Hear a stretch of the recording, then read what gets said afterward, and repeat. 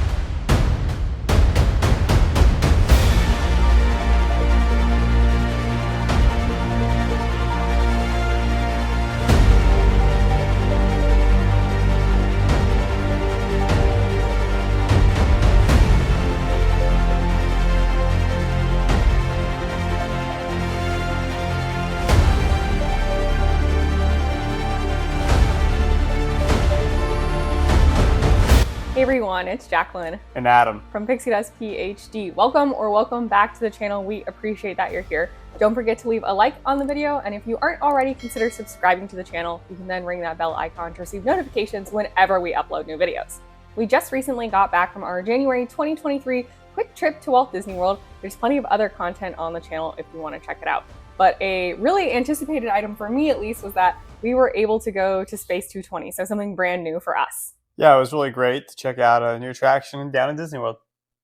A few quick logistics. First, we weren't able to actually snag a reservation right on our ADR booking day. I was looking for restaurant lunch. Adam was looking for any time in the lounge, and it was just like booked. That wasn't too surprising, but we signed up for a few free alert services, and those worked out for us in the end. So originally I was able to snag a 2:05 lunch reservation in the restaurant.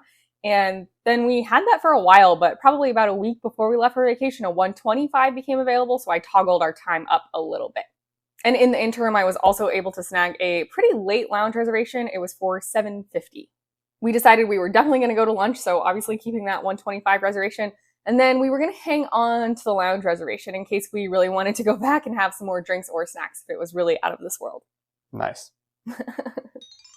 Then for our Epcot day. For lunch, then we tried to check in at 1:12 p.m.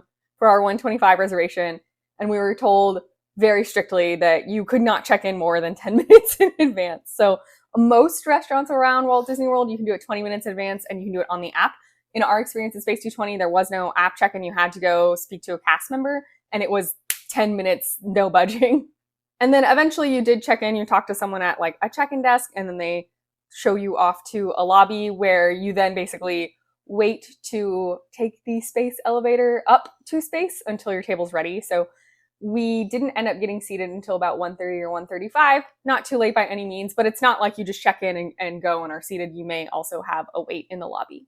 Again, to get to space, you do have to take a space elevator. And I was concerned about that as a person with mild motion sickness. I'm never really sure how these interactions of like sort of moving, but then screens moving differently than you are gonna go for me. But this was totally fine. I didn't have any problems at all, which was awesome. So you board the space elevator, and then there's like a porthole, basically, where you can watch you take off, which sounds lame, but I thought it was pretty cool, actually. Yeah, it's fun. It's like, there's a window beneath you and a window above you. So you can look up and down, and it's like you're traveling to space station. Yeah. And on the way up to Space 220, the restaurant, I would suggest, I think the bottom window is cooler. You can see you like pull out of Epcot very directly, which is neat. And a funny tidbit that we went with a friend, they couldn't get over is the center of Epcot is very obscured by a big cloud to cover all the construction. Yeah, but the other attractions were quite sharp and visible. Yeah, it was cool. It reminded me of like Soarin' in that aspect where it's like, oh, cool, I get to see the thing right here. Like, we're here. So eventually you dock up in space, you walk out, there is their wine cellar that's futuristic looking, and their like cabbage farm. I think these things are fake, but they look really cool. And then you are seated. So kind of like Coral Reef, there's like dual stage seating. There's like a bar that's a little higher up and then a main place, and then you go down some stairs and then the rest of the seats, and then if it's this way, then the space wall is over here. So we were sat right on the edge of like the first platform, and I thought it was a really great place to be sat. Yeah, the only downside is people were standing next to our table taking pictures because it was such a good view. Yeah, so we were right by the stairs down to the second platform, but we were right on the edge, so there was no one really between us and space. There were people below us, but they certainly didn't get in the way of the view. So definitely, I think your experience may vary depending on where you're sat, but space is really big. It's not like every table will be able to see it for sure. It's not like you're going to have an awful view from anywhere. Yeah, it's quite the panoramic. Our cast member, Service Lewis, was like really into it. He was really stuck with the bit. It was super fun. So we had space water with space ice. We just got tap water, but it tastes so much better in space, and space Coke and all these things. So it's fun. I think it's more fun when you get a server who's like fully in on it.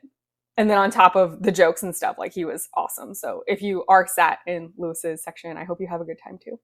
We were there for lunch. So that's $55 per adult, and you get one liftoff, which is their appetizers, and then one entree. I forget the space name for that. But yeah, so you each get to pick Star one. course. Star courses. There you go. Drinks are extra. To start our meal, our friend ordered a space Coke, so, Coke, and then we each got a cocktail. I got the Nebula. It's kind of like a pineapple old-fashioned. It's not very booze-forward, and it doesn't come with any space magic, but it was a super tasty drink, honestly, so I would recommend it. It was $16. It's a little expensive, but when you consider it's a real cocktail from a Disney sit-down restaurant, I thought it was a relatively fair price. Yeah, and I had the Atmo Spritz. That did have space magic. Basically, they build the cocktail and they put on top of a martini glass like this cotton candy cloud, and they pour the cold drink over the cotton candy cloud, and it was cool. That was like the sugar for the drink, and while I like Jacqueline's cocktail better, it was still just fun visually, right? I was entertained, and I think that was also $16.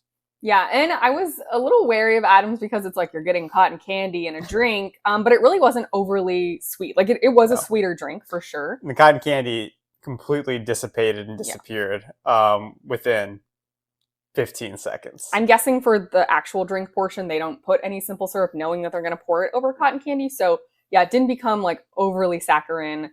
I agree. I think my drink was better. It was just more balanced and more interesting, but yours had the space magic presentation and I just got served a cup. So, and then we each ordered our appetizers. So I got the Big Bang Burrata.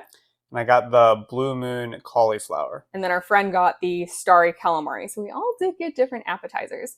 I thought they were all definitely like above average. They were good for sure. Yeah, all of the appetizers I think were really well done.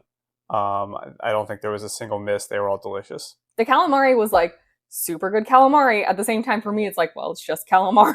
So, you can mess up calamari pretty bad, and they didn't. So that was nice, but it's not like the most special thing you could get.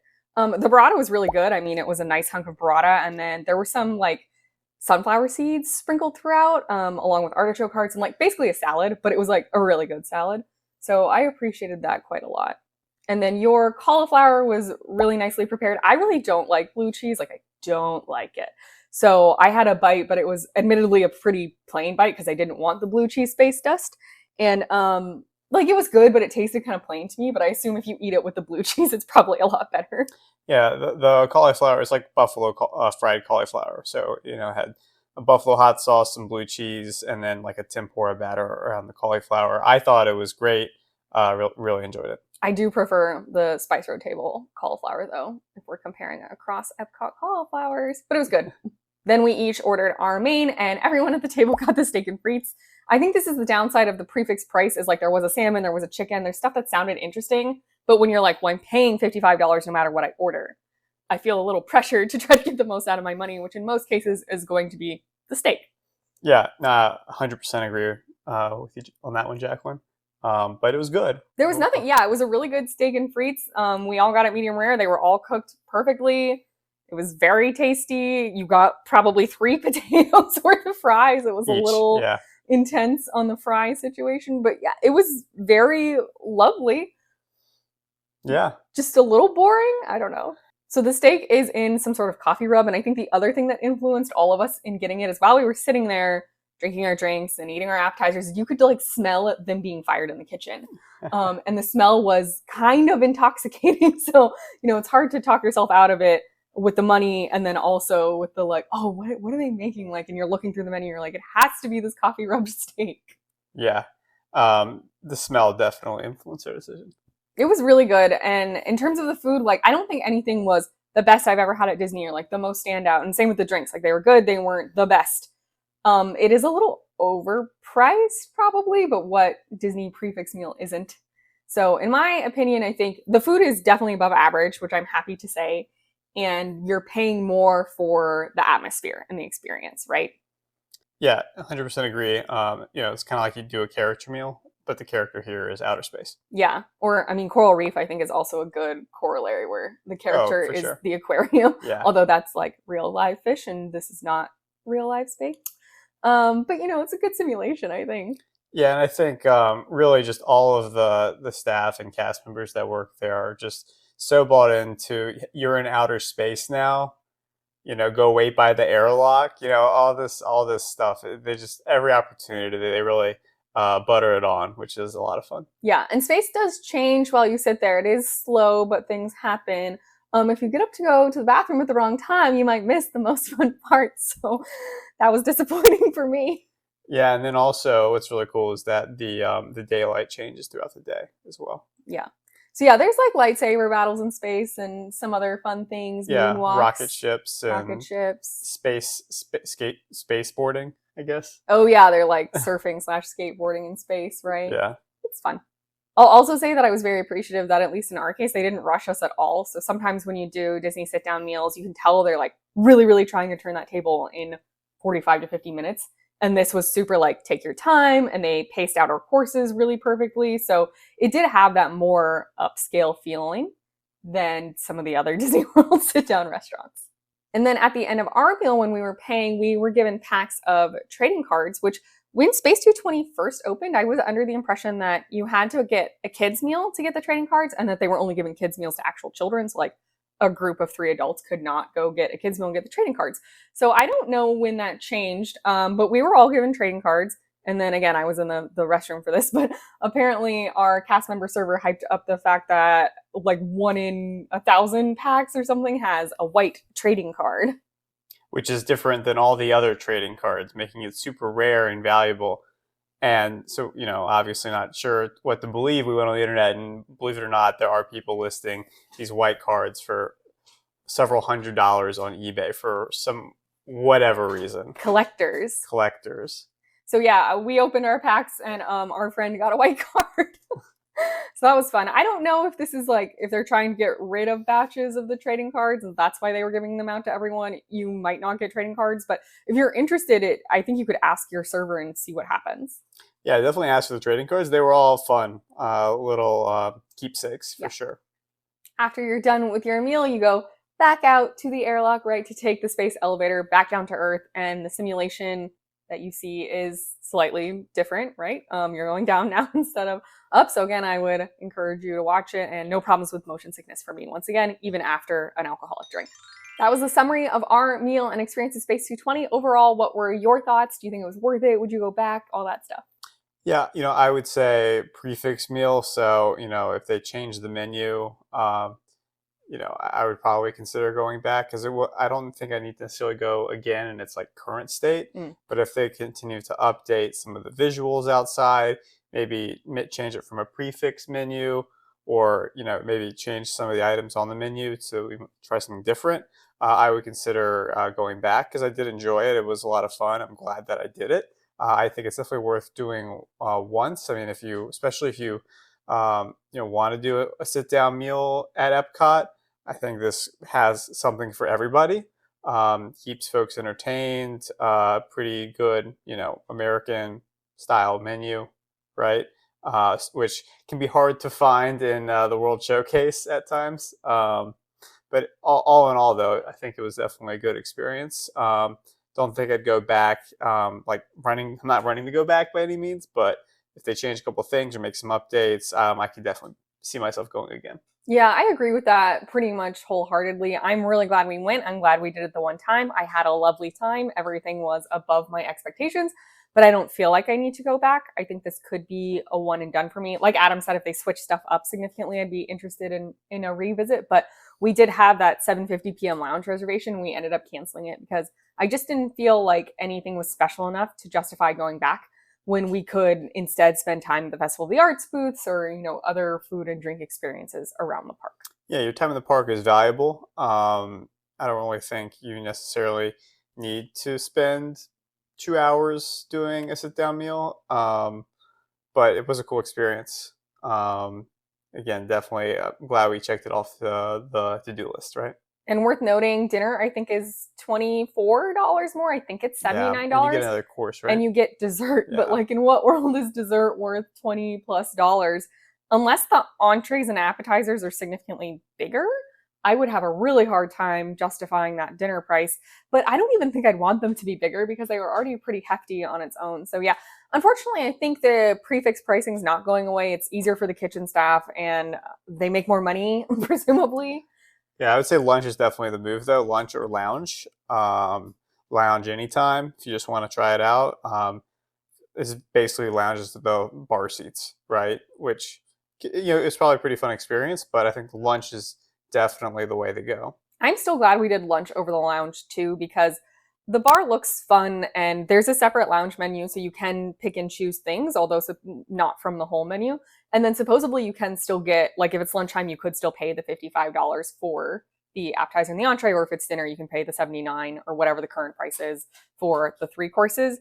But the thing about the bar is you are facing the bartender if you're sitting forward, which is directly away from facing space.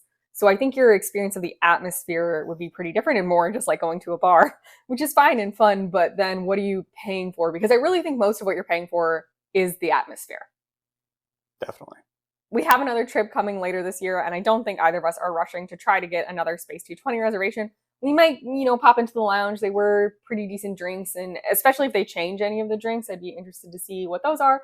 Or maybe I'll do some research on which ones have some more space magic and we can get some drinks with flair. But, there's also like La Cava del Tequila, and there will be food and wine festival going on, I assume, next time we're there. So a lot of drink choices all around Epcot.